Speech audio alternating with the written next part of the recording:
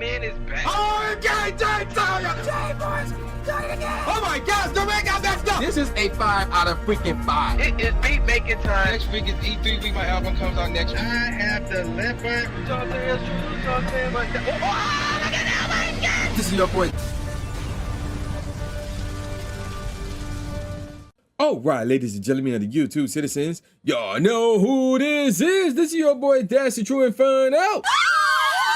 Back at it with another Call of Duty Black Ops 7 commentary video gameplay for you guys, and I am back with some video game news. So yeah, a lot has been going on, so I have not been able to get to some video game news. Now this is some old news, I will admit, very old news.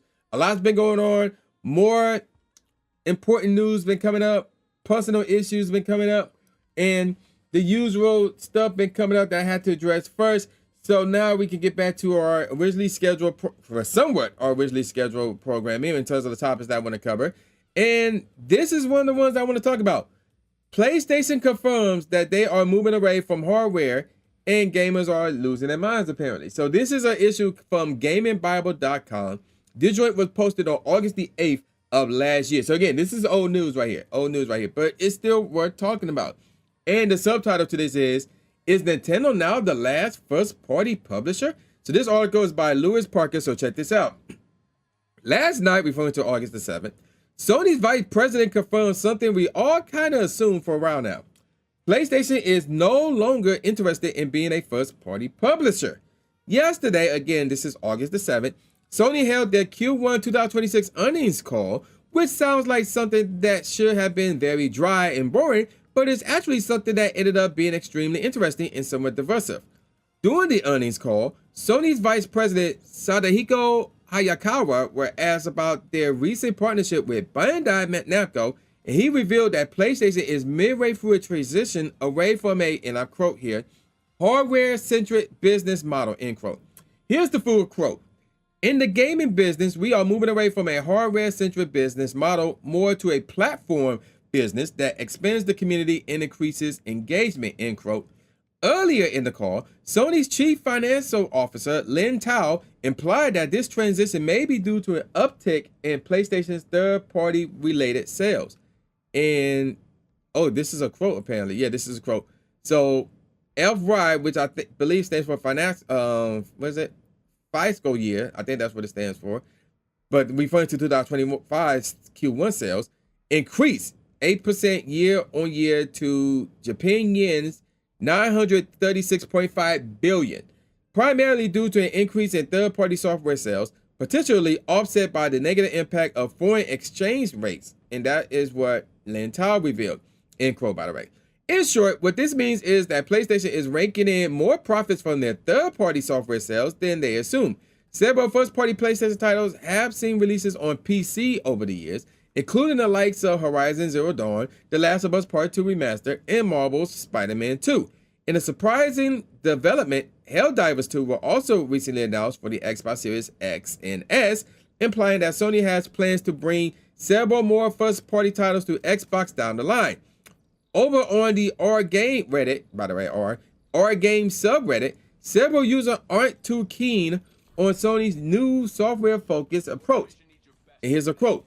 Sort of feels like the slow death of PlayStation. Legitimately, only reason to ever get it is because of the exclusives. Everything else about them is trash compared to Xbox. And that was a comment by user DopeMan311, excuse me. And I'm assuming this is the same guy quoting here. More people would just move to PC. I can't even count how many times I've seen people say, I was going to get a PlayStation 5 until I noticed all their games come to PC anyway, or something similar. And PS5 sales are actually behind PS4 sales in the same time frame, end quote. Now here's another quote. Does this mean Nintendo actually won the console wars? It's the last standing company making exclusives and supporting physical games, end quote. This is from Chinchillin09, which is an interesting question. Personally, I'm kind of surprised how many people are upset about this. Sony has been very clear that they'll be moving away from developing fully exclusive titles for quite some time now, and they've clearly been taking notes from Microsoft. I do think their response is little bit overblown. However, as Nintendo being the quote-unquote last standing company making exclusives, end quote, isn't something that is going to affect Sony in the slightest, or Microsoft for that matter. Sony and Microsoft have always been each other's direct competition. Nintendo's success isn't something that will impact either of them, which is true. Because here's the thing. When I used to work at GameStop, going back to the PlayStation 3, Xbox 360 days and the Wii rather, like based on what I've seen in my store, people would either do the following. Get all three systems, which is what I did. That's one. Or two, they would get either the PS3 or the Xbox 360, and then like in another day, another separate day, they'll still come back in and get a Switch. So basically, they were on 2 out of the 3 systems. One of them being the PlayStation 3, the other one being the Xbox 360. But, so it's either or between those two, but whichever one they get, guess what else is in the mix with them? The Wii. They would still get a Wii at the end of the day. So they were on the Wii, and they were on either the PS3 or the Xbox 360. Or in other cases, like myself, they were on all 3. They were on all 3. So, yeah, Nintendo being in competition with Sony and Microsoft, not really. Not to mention Nintendo and Microsoft had a working relationship once upon a time. I'm not sure that still exists, but that had to be taken into consideration as well. Now, in terms of PlayStation now having their games on other platforms, and so that part I have no problem with. That part I have no problem with at all. So it's really about personal preference. But to be perfectly honest with you, yeah, PC is king. Like, at this point in time, you should only be gaming on PC. You should only be gaming on PC at this moment in time, in my opinion. That or the Switch 2. That or the Switch 2. Outside of those two, that's it. Like maybe the Steam Deck, if you want to like, play your PC games on the go, something like that. But outside of those 3 systems, that's it. There's nothing else. Not the PlayStation 5, not the PlayStation 5 Pro. I've been telling people ever since they announced it, don't get the PlayStation 5 Pro. I've been telling people that since day one of it being announced. Not when it first came out, but when it was first announced, do not get the PlayStation 5 Pro. So I've been telling people not to get that system. And now they raising the prices too. Don't forget about that too. So now there's really is no point in getting an Xbox Series X or S, especially not an Xbox. And there's no point in getting a PlayStation because they raising the prices. And gaming on PC is where it's at.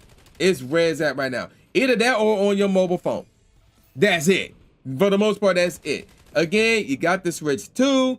That's still doing its thing because, yeah, they still releasing first-party exclusive more so than third-party stuff, even though they still got some third-party games on their system. But let's be honest here. That is not the place to go for third-party gaming. It's not a Nintendo platform. Not nowadays.